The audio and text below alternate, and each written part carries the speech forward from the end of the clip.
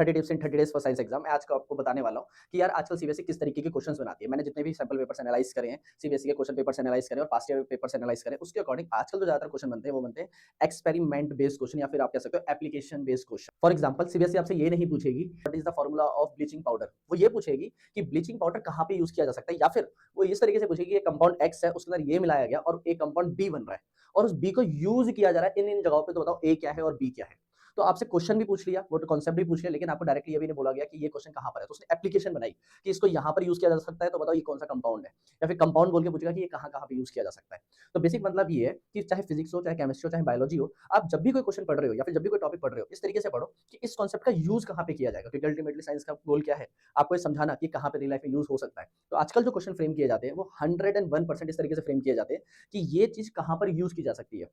For example light chapter के अंदर मैं बात करूं, तो अगर मेरे को आपसे पूछना है कि ऑब्जेक्ट यहाँ पे रखा हुआ है, इसकी इमेज यहाँ पर बनेगी, तो बताओ ऑब्जेक्ट डिस्टेंस कितना है या फिर इमेज डिस्टेंस कितना है, फोकल लेंथ कितनी है। इसके लिए सीबीएसई क्वेश्चन किस तरीके से फ्रेम करेगी कि एक बच्चा खड़ा है इतनी दूरी पर, उसको दूर का दिखाई नहीं दे रहा, तो इतनी दूरी पर ऑब्जेक्ट है, तो बताओ उसकी आई का कितना कन्वर्जिंग और कितनी डाइवर्जिंग फोकल लेंथ है। तो क्वेश्चन समझ रहे हो आप कि उसने एक बच्चे को यूज करा कि भाई क्वेश्चन की एप्लीकेशन समझ सके कि रियल लाइफ में कहाँ पर यूज होता है कॉन्सेप्ट। तो हमेशा याद रखो आजकल जो क्वेश्चंस बनते हैं वो एप्लीकेशन बेस्ड क्वेश्चन बनते हैं, या फिर केमिस्ट्री में से क्वेश्चन बनेंगे तो कलर कंपाउंड्स वाले क्वेश्चन बनेंगे कि इस कंपाउंड का कलर ये, इस कंपाउंड का कलर ये, तो उसमें अगर मैं ये मिला दूं तो कौन सा कलर कंपाउंड बनेगा। तो इस तरीके के क्वेश्चंस को आपको ज्यादा टारगेट करना है। तो जब भी आप कोई कॉन्सेप्ट पढ़ रहे हो तो याद रखो कि इसको रियल लाइफ में कहाँ पे यूज कर सकते हैं, इससे आपको याद करने में भी आसानी होगी और सीबीएसई टारगेटेड पढ़ाई भी होगी। ये था डे 13 ऑफ